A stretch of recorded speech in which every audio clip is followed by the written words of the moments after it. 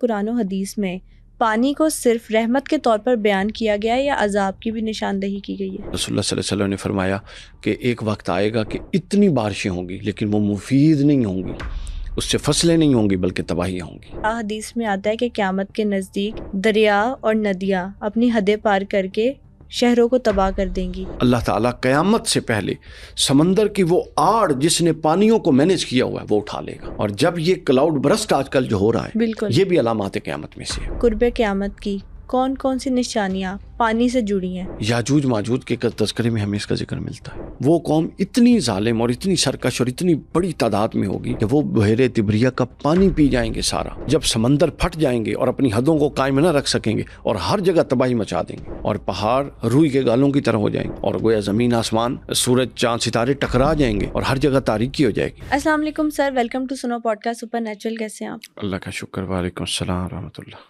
سر، پاکستان میں فلڈ کی سچویشن سے ساری دنیا آگاہ ہے۔ میں آپ سے یہ پوچھنا چاہتی ہوں کہ قرآن و حدیث میں پانی کو صرف رحمت کے طور پر بیان کیا گیا ہے یا عذاب کی بھی نشاندہی کی گئی ہے؟ قرآن مجید نے پانی کو، بارش کو دو حوالوں سے زیر بحث لایا۔ ایک، اس کو اللہ تعالیٰ کی رحمت کہا گیا، ٹھیک ہے، اور اس کے لیے قرآن نے دو لفظ استعمال کیے ہیں، بڑے خوبصورت لفظ ہیں۔ ایک لفظ ہے ماء مبارکہ، مبارک پانی، اور دوسرا ہے ماء طہورا، پاک کرنے والا پانی، صاف پانی۔ سبحان اللہ۔ تو یہ دونوں تناظرات جو ہیں یہ اس کی اللہ کی رحمت کے لیے آئی ہیں۔ مثلا سورہ الشورى کے اندر، یہ قرآن مجید کی 42ویں سورہ، اس کی آیت نمبر 28 میں اللہ تعالیٰ نے فرمایا وَهُوَ الَّذِي يُنَزِّلُ الْغَيْثَ مِن بَعْدِ، وہی ہے جو نا امید ہونے کے بعد تم پر بارش نازل کرتا ہے اپنی رحمت بنا کے۔ تو گویا ایک تناظر یہ ہے کہ بارش نا امیدی کے بعد ایک امید کی شکل میں قرآن نے بیان کی۔ چونکہ پرانے دوروں میں یہ ہوتا تھا کہ لوگوں کا گزر بسر سارا کا سارا ڈیپینڈنٹ تھے وہ کھیتی باڑی پر، اور ہر جگہ پہ نہری نظام نہیں ہوتا تھا کہ پانی پہنچ جائے، تو وہ بہت ساری فصلیں ڈیپینڈ کرتی تھیں کہ یہ جو ساون کی بارشیں ہوتی ہیں نا، یہ جولائی اگست کی جو بارشیں ان پر ڈیپینڈ کرتی تھی، اور وہ اس کے مطابق کلٹیویشن کرتے تھے کہ ان موسموں میں ان فصلوں کو پانی زیادہ چاہیے، لہٰذا یہ ان مہینوں میں بیج بوئیں تاکہ بارشیں ہوں اور ان کو پانی میسر آ جائے۔ تو اللہ تعالیٰ نے فرمایا جب وہ نا امید ہو جاتے ہیں، مایوس ہو جاتے ہیں، تو پھر یہ بارش کا پانی آسمانوں سے ان کے لیے امید بن کے اترتا ہے۔ اور اسی طرح سورۃ الفرقان میں فرمایا وَهُوَ الَّذِي أَرْسَلَ الرِّيَاحَ بشر، وہی ہے جو کائنات کی نشانیوں میں غور و فکر کے لیے اللہ تعالیٰ اپنی نشانیاں بھیجتا ہے، جس میں وہ تیز ہوائیں چلاتا ہے۔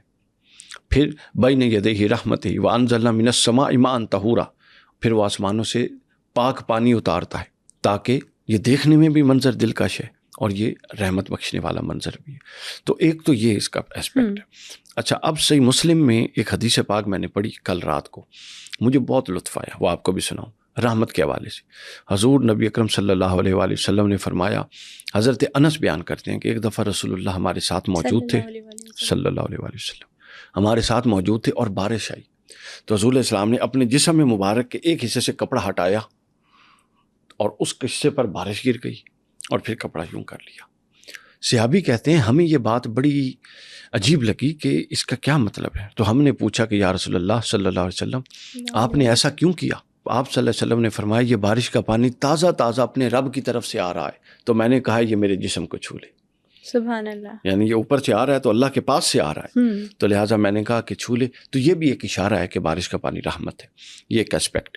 دوسرا اسپیکٹ جو ہے بارش کا پانی، یہ بطور عذاب اور بطور زحمت بھی اس کا تذکرہ آیا۔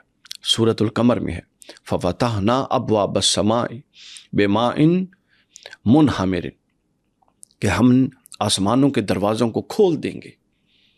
یہ تناظر کیا ہے؟ حضرت نوح کے عذاب کا، حضرت نوح علیہ السلام کی قوم پر جو عذاب آیا تھا کہ زمین نے بھی، وہ تندور سے اگلنا شروع ہوا اور زمین نے بھی پانی اگلا، اور آسمان کے دروازے بھی اللہ نے کھول دیے، اور وہ پانی زحمت بنا۔ آپ نے دیکھا کہ پوری کی پوری قوم تباہ ہو گئی۔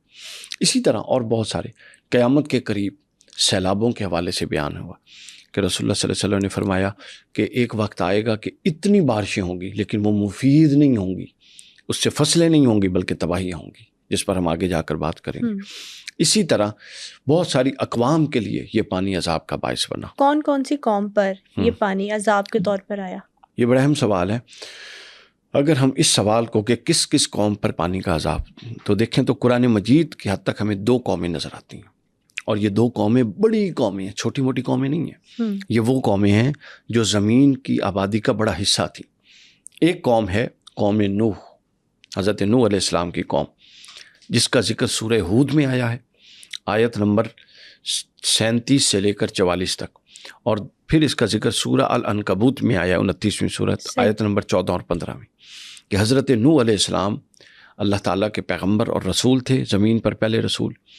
انہوں نے قوم کو دعوت دی، توحید کی دعوت دی، اعمال صالحہ کی دعوت دی، لیکن قوم نے ان کی بات نہیں مانی. 950 سال انہوں نے تبلیغ کی اور 80 یا 81 بندے مسلمان ہوئے.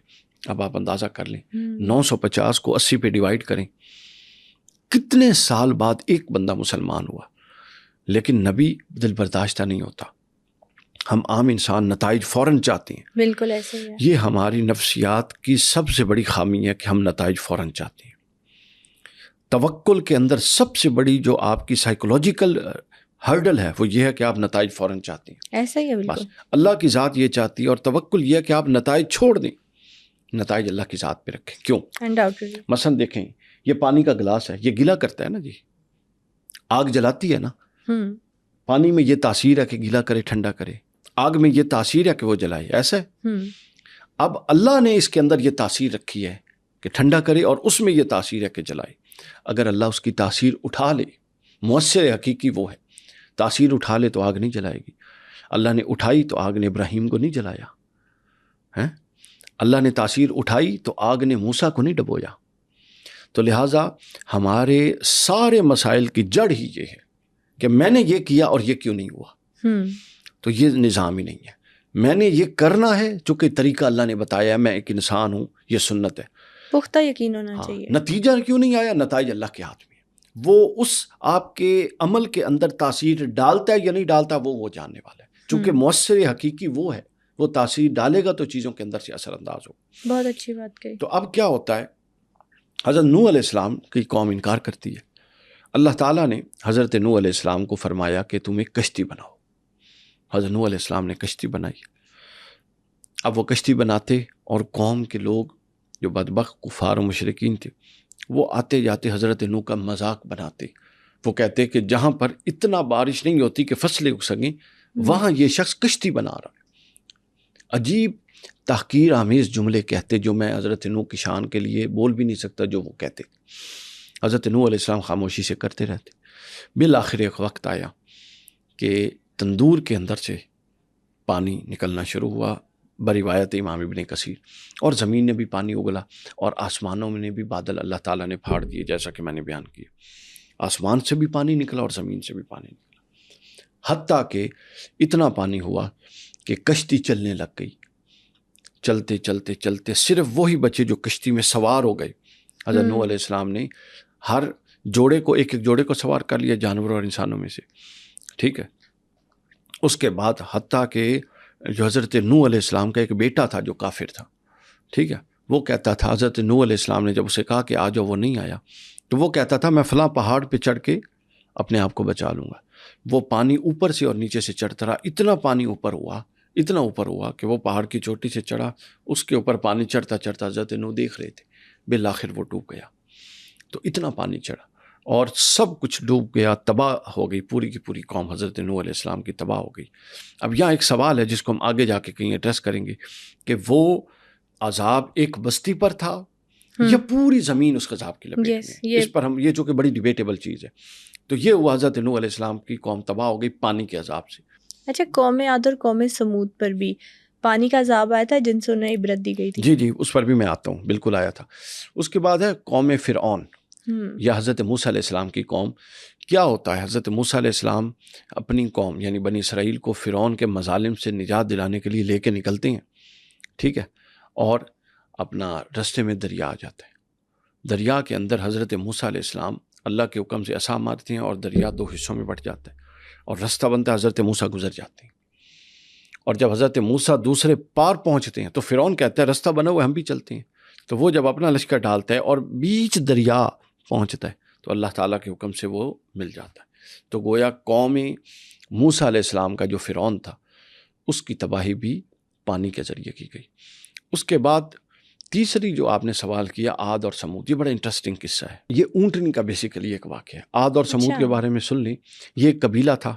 یہ لوگ سمود بن رام بن سام بن نوح علیہ السلام.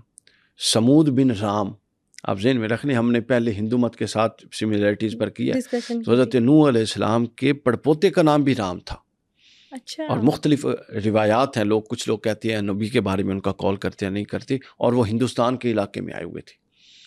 سمجھ آئی. تو سمود بن رام بن سام بن نوح علیہ السلام کی اولاد تھے.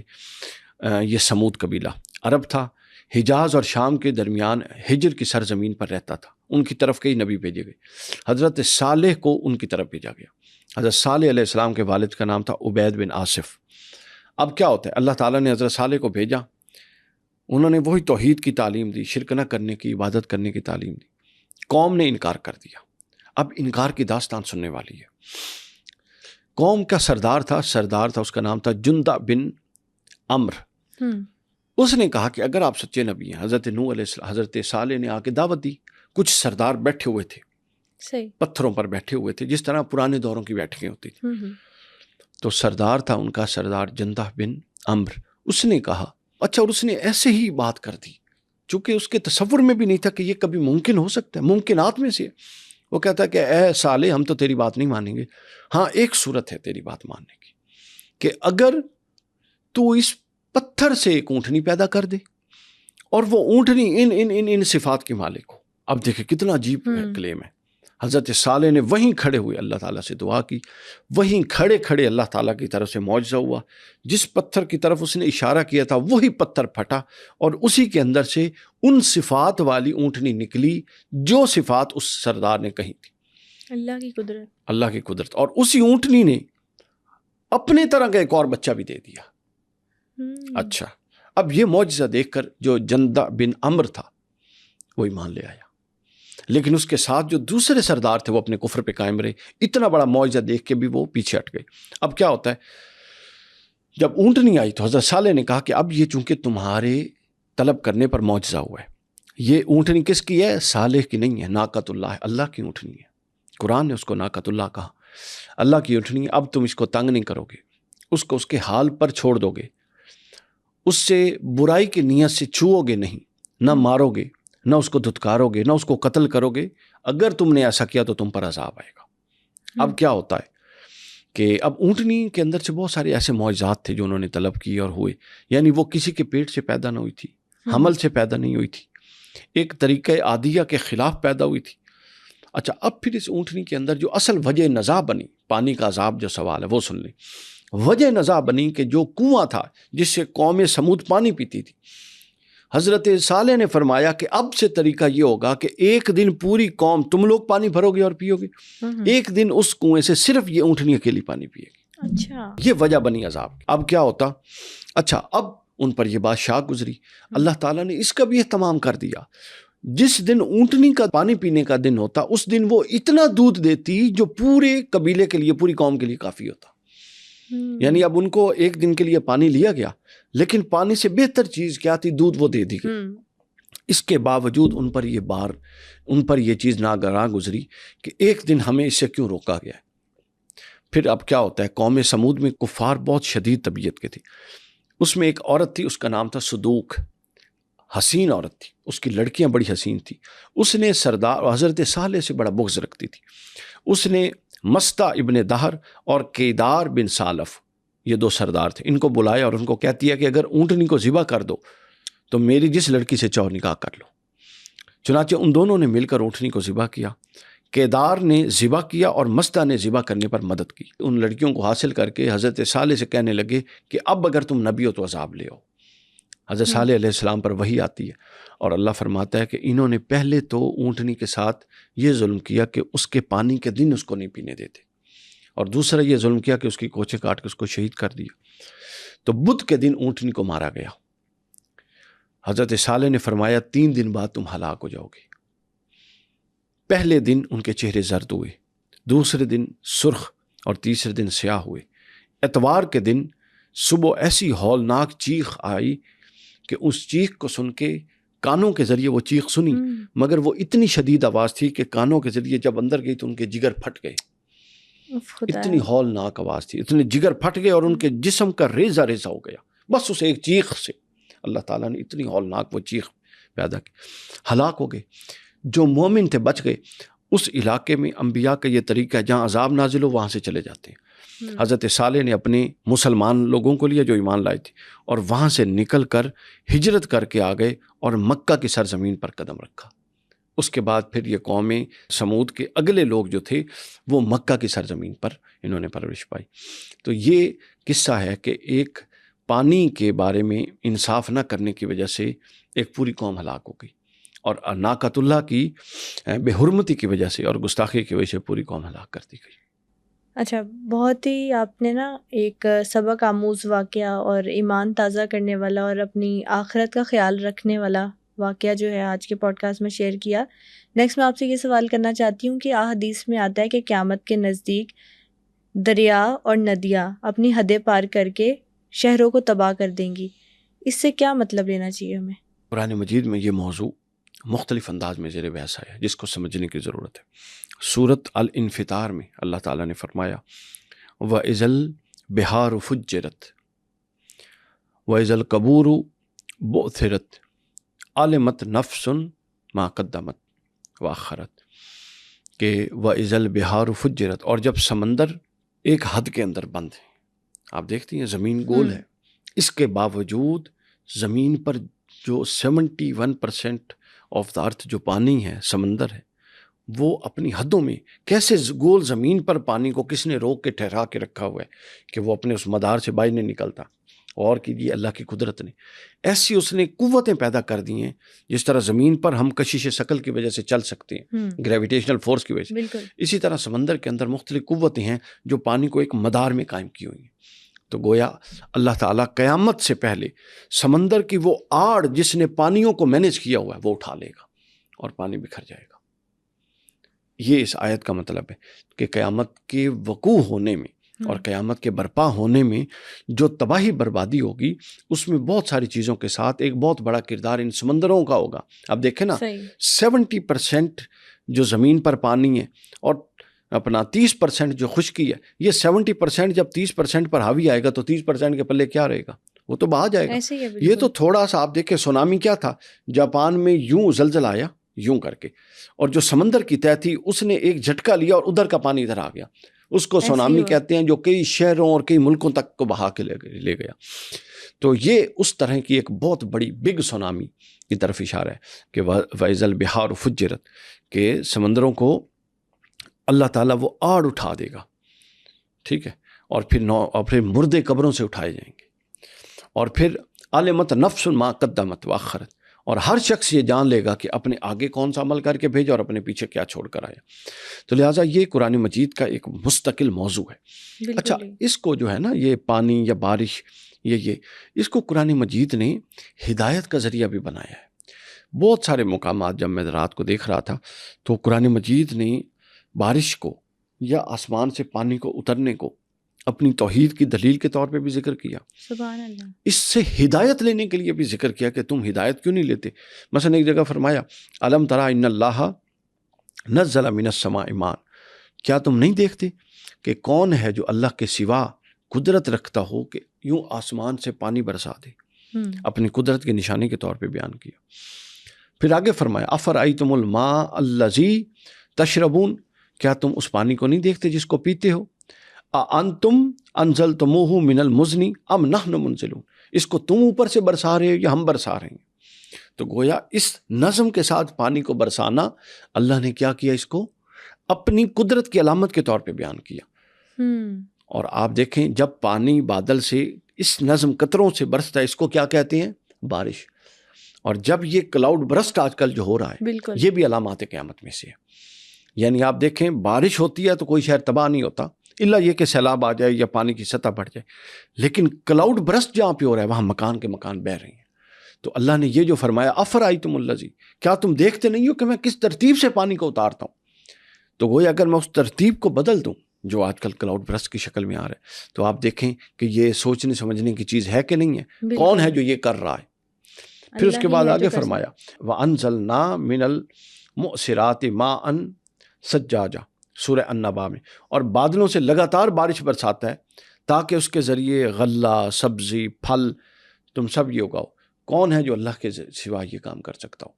پھر آگے فرمایا وَاخْتِلَافِ اللَّيْلِ وَالنَّهَارِ وَمَا أَنزَلَ اللَّهُ مِنَ السَّمَاءِ رِزْقًا فَأَحْيَا بِهِ الْأَرْضَ بَعْدَ مَوْتِهَا، کہ اللہ تعالیٰ وہ ہے جو آسمان سے یہ جو پانی جس کو تم سمجھ رہے ہو نا، پانی کے قطرے، یہ پانی نہیں ہے، یہ رزق ہے جو آسمان سے اتارتا ہے، سبحان اللہ، یہ زمین پیوست کر لیتی ہے، اپنے اندر جذب کرتی ہے، اور اس رزق کو جذب کر کے نیا رزق جنریٹ کرتی ہے جس کو تم پھل اور غلہ اور سبزی کہتے ہو۔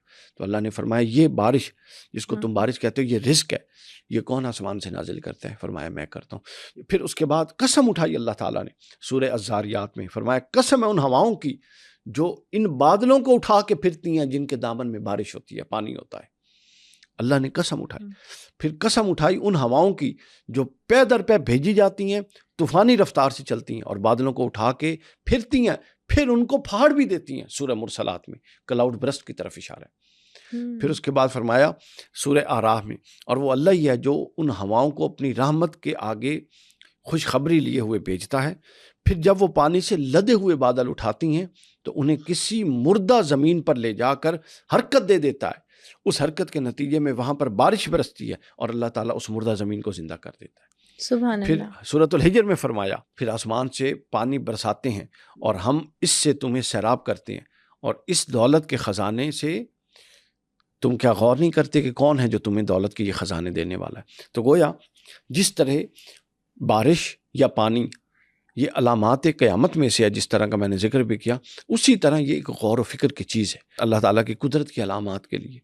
تو عام طور پہ ہمارے ہاں یہ تصور ہے کہ توحید کے لیے کوئی ماورائی دلائل ہوں، بالکل جس سے نہیں، اللہ تعالیٰ نے ٹھوس اور مشاہداتی دلائل کے ذریعے اپنی قدرت اور اپنی ذات کا اثبات کیا ہے۔ نبی کریم صلی اللہ علیہ وآلہ وسلم نے فرمایا کہ بارش زیادہ ہوگی مگر زمین کم حاصل کرے گی، یہ بھی آج کل کی سچویشن کی طرف اشارہ ہو سکتا ہے۔ بالکل، یہ بڑا واضح اشارہ ہے۔ آپ دیکھیں کہ یہ مسند احمد کی حدیث نمبر 12429 ہے۔ حضور نبی اکرم صلی اللہ علیہ وسلم نے فرمایا، حضرت انس فرماتے ہیں قال سمعت، میں نے سنا رسول اللہ صلی اللہ علیہ وسلم فرمانے لا تقوم الساعة حتى يمطر الناس مطرا آمن ولا تنبت الارض شیئا، فرماتے ہیں کہ قیامت اس وقت تک قائم نہیں ہوگی جب تک لوگوں پر موسلا دھار بارشیں نہ برساتی ہیں، مسلسل بارشیں ہوں گی، یہ قیامت کی علامات میں سے، مگر ان بارشوں سے زمین کچھ بھی نہیں اگلے گی، وہ زمین کو زندہ کرنے کے بجائے الٹا زمین پر تباہی کا باعث بنے گی۔ اور آج آپ دیکھ لیں یہ موسلا دھار بارشیں جو 4-4 5-5 دن چل رہی ہیں، یہ زمین کو آبادی تو نہیں بخش رہی، زمین کو زندہ تو نہیں کر اور رہی، یہ بھی جو بارش سے برکت اٹھ جائے گی، یہ بھی اسی طرف بلکہ اشارہ ہو الٹا سکتا ہے۔ تباہی کی طرف اشارہ کر رہی ہیں۔ اور دوسری جگہ صحیح مسلم میں حضور صلی اللہ علیہ وسلم نے فرمایا کہ قحط سالی، فرمایا یہ نہیں ہے کہ بارش نہ ہو، اور کہ فرمایا قحط سالی یہ ہے کہ لوگوں پر بارش تو برسے لیکن زمین اس بارش سے کچھ نہ اگائے، الٹا نقصان ہو۔ تو گویا یہ بھی قحط سالی کی صورت ہے۔ قحط سالی کی صورت کیا ہے کہ بارشیں مسلسل آ رہی ہیں مگر وہ تباہی کا باعث ہے، بالکل وہ فائدہ زمین مند کو ثابت نہیں ہو رہی۔ آبادی نہیں دے رہی، وہ فصلیں نہیں اگا رہی، وہ زمین کا رزق نہیں نکال رہی، بلکہ جو زمین پر رزق موجود ہے اس کو بہا کر لے جا رہی ہیں۔ تو یہ اس کی طرف بالکل واضح اشارہ ہے۔ جو ہم نے سٹارٹنگ میں ذکر کیا حضرت نوح علیہ السلام کی قوم پر عذاب کا، جو عذاب آیا تھا پانی کا، وہ صرف ان کی بستی کے لیے تھا یا پھر پوری دنیا میں آیا تھا؟ ہاں، یہ ایک بہت زیادہ ڈیبیٹیبل موضوع ہے۔ قرآن مجید نے اس طرف صریح اشارہ نہیں کیا، لیکن قرآن مجید کی بعض آیات سے اور بعض روایات اور احادیث سے علماء نے اس پر ایک ڈیبیٹ کی ہے، جس کی طرف میں بتا دیتا ہوں کہ اب یہ پہلا پوائنٹ یہ ذہن میں نشین رکھیے کہ ایسا نہیں ہوا کہ پانی نکلا اور اگلے ہی لمحے اتنا وہ علاقہ بھر گیا کہ کشتی چلنے لگ گئی۔ یہ 6 ماہ پانی نکلتا رہا، بارش برستی رہی، نیچے سے نکلتا رہا۔ یعنی انہوں نے پہلے دن، دوسرے دن، ہفتے بعد یہ نہیں سمجھا کہ یہ اتنا ہو جائے گا، وہ بارش روٹین کی سمجھ رہے تھے۔ 6 ماہ پانی ابلا، 6 ماہ کے بعد جب سب ڈوب گئے، کوئی نہیں بچ سکا۔ اب حضرت نوح کی کشتی چلنے لگ گئی اور وہ جودی پہاڑ پر جا کے ٹکری۔ اب یہ جودی پہاڑ عراق کے شہر موصل میں واقع ہے۔ اب یہ جو ڈیبیٹ ہے کہ یہ کہاں پر آیا تھا، یہ ایک بڑا غور طلب بات ہے۔ دیکھیں اکثر مورخین کا خیال ہے کہ یہ پوری روئے زمین پر تھا سیلاب، مگر عقل کا لحاظ رکھا جائے، عقل کا تقاضا یہ ہے جو اگر غور کیا جائے تو اگر نافرمانی قوم نوح کر رہی ہے تو پوری زمین پر عذاب سمجھ میں نہیں آتا، یا تو ہو نا سمجھے نا، یعنی ایک قوم پر پیغام بھی نہیں پہنچا، اس نے نافرمانی نہیں کی تو اس کو عذاب کیسے آ سکتا ہے؟ تو عقل کا تقاضا یہ ہے کہ عذاب صرف قوم نوح پر آنا چاہیے۔ اچھا، اب یہ دونوں چیزیں بھی علماء نے بھی لائی، انہوں نے کہا عین ممکن ہے کہ اس وقت چونکہ حضرت آدم آئے ہوئے تھوڑا عرصہ ہوا تھا اور آبادی کم تھی، عین ممکن ہے زمین پر آبادی صرف قوم نوح ہو۔ یہ پاسبلٹی بھی ہو سکتی ہے، یہ پاسبلٹی بھی ہے۔ تو لہٰذا جب ہم یہ کہتے ہیں کہ پوری زمین پر آیا تو یہ بات بھی درست ہے، اور جب ہم یہ کہتے ہیں کہ صرف قوم نوح پر آیا تو یہ بات بھی درست ہے، چونکہ اس وقت جو آباد تھی وہ قوم نوح ہی تھی، جو حضرت آدم علیہ السلام کی چند نسلوں کے بعد آ گئے تھے رسول، تو قوم نوح تھی۔ تو لہٰذا یہ دونوں باتیں موجود ہیں کہ یہ عذاب پوری زمین پر بھی ہو سکتا ہے اور یہ عذاب حضرت نوح علیہ السلام کے علاقے پر بھی ہو سکتا ہے۔ تو اس کی یہ توجیہ زبردست ہے کہ عذاب ان لوگوں پر آیا جنہوں نے انکار کیا، چونکہ یہ قرآن کا اصول ہے، قرآن جب تک ہدایت واضح نہ کرے عذاب نہیں دیتا، اللہ تعالیٰ عذاب نہیں دیتے۔ تو لہٰذا اس وقت پھر قوم نوح ہی زمین پر موجود تھی، اگر یہ قول درست ہے کہ پوری زمین پر آیا تو ان پر پھر عذاب آ گیا۔ اچھا، اگر میں آپ سے پوچھوں کہ قرب قیامت کی کون کون سی نشانیاں پانی سے جڑی ہیں، تو اینڈ ٹائم پروفیسیز میں ہمیں کہاں کہاں ذکر ملتا ہے پانی کا؟ اس حوالے سے تو بہت ساری جگہوں پہ ذکر ملتا ہے، مثلاً آپ دیکھیں یاجوج ماجوج کے تذکرے میں ہمیں اس کا ذکر ملتا ہے، ٹھیک ہے، اور یاجوج ماجوج کا تذکرہ آپ کو پتہ ہے علامات کبریٰ میں سے ہے، قیامت کی بڑی علامات میں سے، چھوٹی میں سے نہیں ہے۔ اس کے اندر پانی کا تذکرہ کیا ملتا ہے؟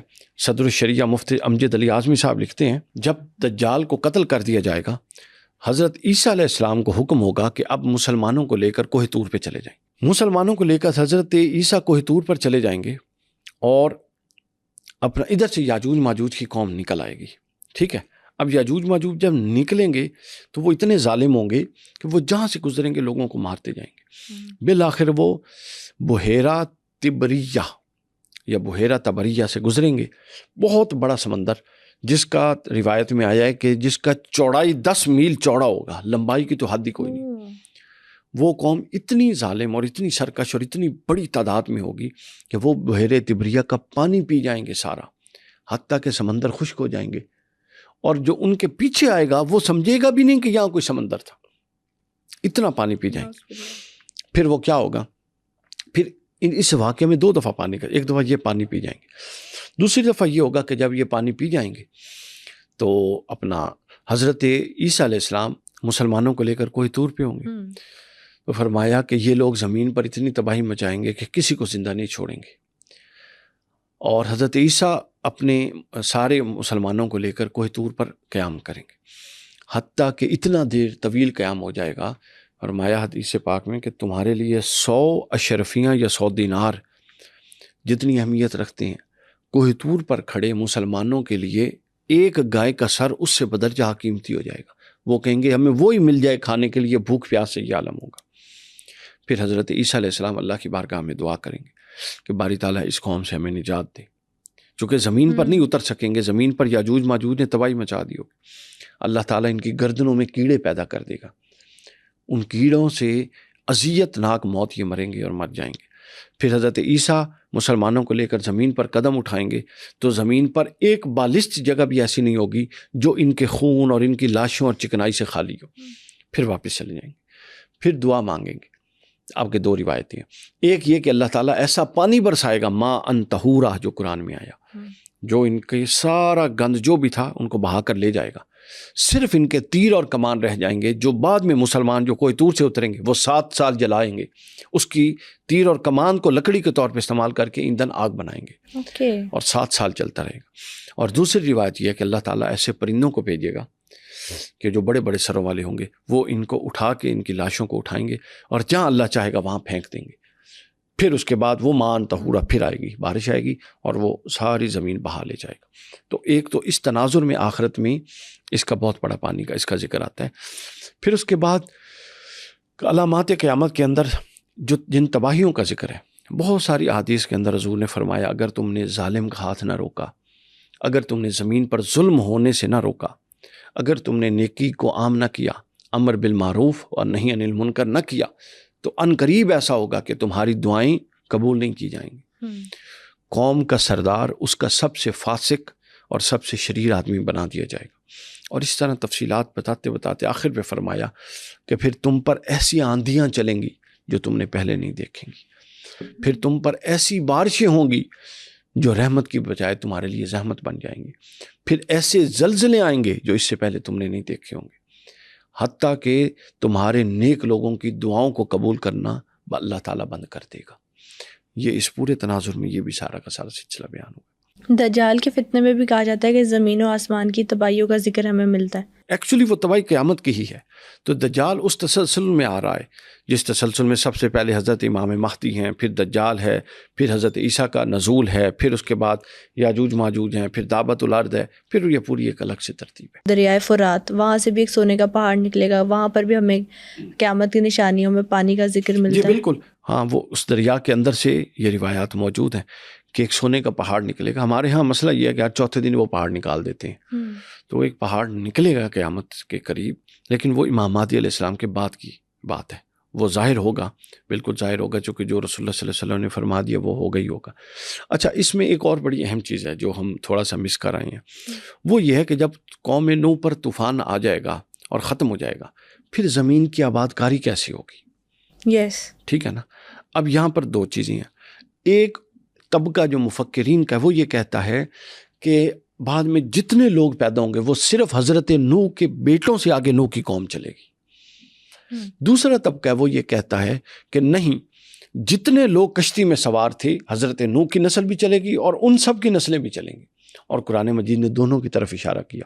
سورہ مریم میں کہا من ذریت آدم و ممن حملنا مع نوح، بعد میں پھر طوفان کے بعد ہم نے ان کی آل کو چلایا جو اپنا نوح علیہ السلام آدم سے تھے اور نوح علیہ السلام کی آل سے تھے، اور پھر دوسری جگہوں پر جو لوگ مع نوح حملنا مع نوح، جو نوح علیہ السلام کے ساتھ شریک تھے، ان سے بھی ان کی آل کو آگے چلایا، اور ایک جگہ پہ فرمایا وجعلنا ذریتہم باقین، اور ہم نے نوح کی ذریت کو باقی رکھا۔ تو گویا طوفان نوح کے بعد جو لوگ زمین پر زندہ رہے اور قائم رہے وہ حضرت نوح علیہ السلام کی اولاد میں سے بھی تھے۔ 4 بیٹے تھے نا، حام، سام، یافس اور کنان۔ صحیح، کنان کافر تھا، وہ مر گیا، ڈوب گیا۔ جو کشتی میں سوار نہیں ہوا۔ ہاں، حام، سام اور یافس، یہ 3 مومن تھے، ان تینوں کی اولاد سے آگے سارا کا سارا چلا، ٹھیک ہے۔ اور یہ بھی کہا جاتا ہے کہ جو یاجوج ماجوج ہوں گے وہ یافس کی اولاد میں سے ہوں گے۔ حضرت نوح علیہ السلام کے 3 بیٹوں سے بھی بعد میں زمین آباد ہوئی، اور جو ان کے ساتھ شریک تھے، حضرت نوح کے بیٹے نہیں اور مومنین شریک تھے، ان سے بھی زمین آباد ہے، ان کی نسلیں بھی آگے چلی۔ بالکل ٹھیک ہو گیا۔ اور قیامت کی نشانیوں میں سمندر ابل کر نکلنے کا بھی ذکر ملتا ہے ہمیں۔ جی بالکل، جس طرح کہ ابھی ہم نے بتایا، یہ تو قرآن مجید میں ہے، سورہ الانفطار پوری صورت اس موضوع پر ہے۔ وَإِذَا الْبِحَارُ فُجِّرَتْ، اور جب سمندر پھٹ جائیں گے اور اپنی حدوں کو قائم نہ رکھ سکیں گے اور ہر جگہ تباہی مچا دیں گے، اور پہاڑ روئی کے گالوں کی طرح ہو جائیں گے، اور گویا زمین آسمان، سورج چاند ستارے ٹکرا جائیں گے اور ہر جگہ تاریکی ہو جائے گی۔ یہ پورا قصہ اس کے اندر یہ بیان کر کے فرماتا ہے قرآن ما غرک بربک الکریم، اے انسان جس کا نتیجہ یہ ہے، تجھے کس نے اپنے رب سے غافل کر دیا۔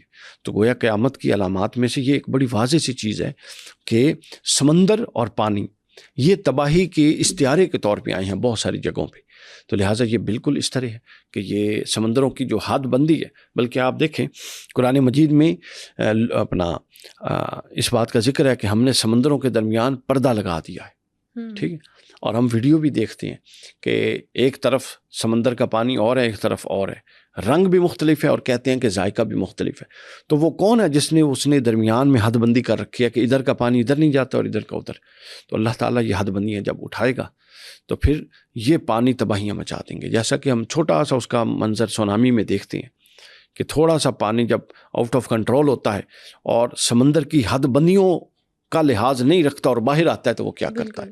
تو اس سے اندازہ کر لیں کہ جب یہ حد بندیاں کلیتاً اٹھا دی جائیں گی تو 70% پانی رکھا کس لیے گیا ہے؟ اس لیے رکھا گیا کہ وہ قیامت کے دن تباہیاں مچائے گا۔ ارے سوشل میڈیا پر نا ایک اور ڈبیٹ بھی چل رہی ہے کہ اسلامک ہسٹری میں جو پانی ہے اس پر بھی پہلے جنگیں ہو چکی اور اینڈ ٹائم پروفیسیز بھی سے جڑی ہے پانی کی جنگوں پر. کوئی وارس کا ہمیں ذکر ملتا ہے ایسے؟ نہیں، قرآن و سنت کے اندر تو وار کا ذکر نہیں ملتا، اسلامک لٹریچر میں نہیں ملتا. لیکن جو فیکٹ ہے جس کی طرف آپ نے اشارہ کیا یہ بالکل اس طرف جا رہا ہے. چونکہ جو پینے کا پانی ہے، ٹھیک ہے نا، وہ آپ کو پتہ ہے کم ہوتا جا رہا ہے. اس کی سطح کہاں سے کہاں پہنچ گئی. آج سے 20 سال پہلے لاہور میں جو پینے کا پانی تھا وہ 20 فٹ پہ 30 فٹ پہ دستیاب تھا. اب وہ 200 فٹ سے نیچے چلا گیا. تو آپ اندازہ کریں کتنی اس کی سطح ڈاؤن ہوئی ہے. پھر اس کے بعد سب کانٹیننٹ کے اندر جو ڈویژن ہوئی انڈیا اور پاکستان کی، اس کے بعد دریاؤں کی تقسیم ہوئی، ٹھیک ہے، سندھ طاس معاہدے کے تحت. اب اس کے اندر سے کچھ اور مسائل آ گئے ہیں. وہ ادھر کا پانی روک لیتے ہیں، کبھی ادھر کی جو گنجائش ہے اس سے زیادہ چھوڑ دیتے ہیں، ایسے ہے. ٹھیک ہے. تو مستقبل کی جنگ جو کہا جاتا ہے نا پانیوں کی جنگ ہے، حالات تو اس طرف جا رہے ہیں. یہ بالکل درست ہے. اور یہ جنگ جو ہے آپ دیکھیں اس کو سب بر صغیر، یعنی بر کہتے ہیں خشک ٹکڑے کو، اور صغیر کہتے ہیں چھوٹے کو. کچھ بر اعظم ہیں بڑے بڑے ہیں، کچھ بر صغیر ہیں چھوٹے چھوٹے ہیں. تو یہ جو پانی کی جنگ ہے یہ ہر ٹکڑے کی، ہر بر کی اپنی اپنی جنگ ہوگی. تو یعنی یہ جو پانی کی جنگ یہاں پر ہوگی اس میں وہ لوگ ہوں گے جو اس بر صغیر کا حصہ ہیں، جو پاکستان ہے، چائنا ہے، انڈیا ہے، بنگلہ دیش ہے. یہ لوگ اس جنگ کے شریک ہوں گے چونکہ ان کے لیے جو پانی ہے وہ مستقبل میں ایک ایسی شکل اختیار کرنے جا رہا ہے. بلکہ ابھی آپ دیکھیں پاکستان میں ہم تو پھر بھی الحمدللہ لاہور میں رہتے ہیں. الحمدللہ. آپ کراچی میں جائیں ذرا، کتنا بڑا شہر ہے. کراچی میں جو پانی کی سچویشن ہے، میں کچھ عرصہ پہلے کیا تھا رمضان المبارک میں، 1 مہینہ مجھے سٹے کرنا پڑا. وہ ہوٹل آپ سمجھ لیں 4 سٹار ہوٹل تھا. یعنی اب آپ اس جگہ سے جو میں بتا رہا ہوں 4 سٹار ہوٹل، اور اس کا ایک دن کا کرایہ کچھ 20 سے 25 ہزار تھا. وہاں پانی کی کیا صورت تھی وہ میں بتانے لگا ہوں. وہاں سے آپ وہ شخص جو دہاڑی کرتا ہے کراچی میں رہتا ہے اس کے لیے پانی کی کیا صورت ہے یہ آپ دیکھ لیں. کہ ہم نے جب صبح تیار ہو کے نکلنا ہوتا تھا ٹرانسمیشن کے لیے تو کئی دن ہم لیٹ ہوئے. کیوں؟ چونکہ وہ کہتا ہے جی یہاں کوئی نظام نہیں ہے پانی کا، ہم 1000 فٹ بھی بور کر لیں پانی نہیں نکلتا. گھروں میں پانی ہے، گاڑیوں میں پانی ہے. وہ آتا ہے پانی، ٹینک آتے ہیں صبح دوپہر شام 3 ٹائم. وہ ٹینک مشینوں کے ذریعے لگا کے پمپ کے ذریعے اوپر ہوٹل کی ٹینکی میں ان ٹینکوں کے ذریعے سے پانی جاتا ہے جو پھر سارے واش رومز میں آتا ہے. یہ 4 سٹار ہوٹل کی پوزیشن ہے. اور وہ کہہ رہا ہے جس دن وہ ٹینک لیٹ ہو گیا 1 آدھ دن 2 دن تو اس دن ہمارے پاس نہانے کے لیے پانی نہیں تھا، ہم بیٹھے ہوئے تھے، وضو کے لیے پانی نہیں تھا. تو یہ ہے کراچی کی پوزیشن. تو یہ پانی کی جنگ بہت بڑی جنگ ہے. اور پھر اللہ تعالیٰ ان کو ہدایت دے، وہ ڈیم بھی نہیں بنانے دے. جب کوئی ڈیم بنتا ہے تو وہ کہتے ہیں ہماری لاشوں سے گزر کے ڈیم بنے گا. تو ہم وہ کام ہے جو اپنے چھوٹے چھوٹے مفادات کے لیے اپنی نسلوں کو رسک پر لگا رہے ہیں، بہت بڑا رسک لے رہے ہیں. سوچنے کا پوائنٹ تو ہے یہ. لاسٹ پر میں آپ سے یہ پوچھنا چاہوں گی، یہ ساری سچویشن ہم دیکھ رہے ہیں، ہم نے اینڈ ٹائم پروفیسیز کو بھی ڈسکس کیا، اسلامک ہسٹری میں جن جن قوموں پر پانی کا عذاب آیا ہے قرآن و حدیث کے ریفرنس ان کو بھی دیکھا. کیا میسج لینا چاہیے ہمیں موجودہ دور میں؟ ہمیں میسج 2 لینی ہے. ایک تو ہمیں اپنے زمین پر اور اپنے خطے میں، اپنے ملک میں جہاں ظلم ہو رہا ہے اس کو روکنا ہے. چونکہ جہاں ظلم ہوتا ہے وہاں زمین اپنا رزق روک لیتی ہے اور اللہ تعالیٰ کا غضب بھڑکتا ہے. اور یہ جتنا کچھ ہو رہا ہے سیلاب، یہ اللہ کا غضب بھی ہے. اور دوسرا ہمیں عقل کے ناخن لینے ہیں. پاکستان سے 1000 گنا زیادہ سیلاب اور یہ تباہی امریکہ میں ہوتی ہے، جاپان میں ہوتی ہے، یورپ کے کچھ ممالک میں ہوتی ہے. لیکن وہاں کیا ہے، انہوں نے انفراسٹرکچر کو ایسا مینج کر لیا کہ جب یہ تباہی، چونکہ یہ موسمی حالات بدل رہے ہیں، انٹرنیشنلی بدل رہے ہیں ساری موسمی حالات، تو یہ ہونی ہی ہونی ہے. تو بجائے اس کے کہ آپ صرف ایک وزٹ کریں اور پھر بیٹھ جائیں کہ آئی ایم ایف آپ کی امداد کرے اور وہاں سے جب پیسے آئیں تو وہ آپ 10% لگائیں اور 80% اپنے لوگوں میں بانٹ کے موج کریں اور چند خاندان ٹریلینرز بن جائیں، اس کی بجائے انفراسٹرکچر ملک کا بہتر کریں. کیونکہ یہ ہونا ہی ہونا ہے. یہ جو انٹرنیشنل سچویشن چینج، اس کو کوپ اپ کریں، اپنی انفراسٹرکچر کو بہتر کریں، کم سے کم نقصان ہو، زیادہ سے زیادہ ڈیم بنائیں تاکہ ان پانیوں کو ہم کہیں نہ کہیں پازیٹیولی یوز کر سکیں. اور اگر تھوڑا بہت کہیں تباہی مچائے تو وہ اتنے ہو کہ ہماری اپنی گورنمنٹ مل کے اس کو کیٹر کر سکے. ایسا نہ ہو کہ وہ سیلاب یعنی پورے کے پورے شہر بہا رہے ہیں اور ٹی وی چینل دکھا رہے ہیں اور کوئی پوچھنے والا بھی نہیں ہے، نہ گورنمنٹ نظر آتی ہے نہ کوئی نظر آتا ہے. تو ایسی سچویشن نہیں ہونی چاہیے. بالکل ٹھیک ہو گیا. تھینک یو سو مچ. آپ نے آج کے پوڈ کاسٹ میں قرآن و حدیث کے ریفرنس سے جو موجودہ صورتحال ہم پاکستان میں دیکھ رہے ہیں سیلاب کی، اس کو سمجھنے کی اور ہمیں سمجھانے کی کوشش کی. اینڈ ٹائم پروفیسیز اس کے ساتھ ساتھ کیا جڑی ہیں، کون کون سی قیامت کی نشانیاں آگے والے دور میں پانی سے جڑی ہمیں نظر آ سکتی ہیں، آئیں گی، وہ ساری باتیں آپ نے بتائی. Thank you so much for coming. آج کے ایپیسوڈ میں ہم نے پاکستان میں سیلابی صورتحال سے مچنے والی تباہی کو قرآن و حدیث کے ریفرنس سے سمجھنے کی کوشش کی، ساتھ ہی ساتھ پانی سے جڑی قرب قیامت کی نشانیوں کو بھی سمجھا. آپ نیکسٹ ایپیسوڈ کس ٹاپک پر دیکھنا چاہتے ہیں ہمیں کامنٹ سیکشن میں ضرور بتائیے گا. Stay tune.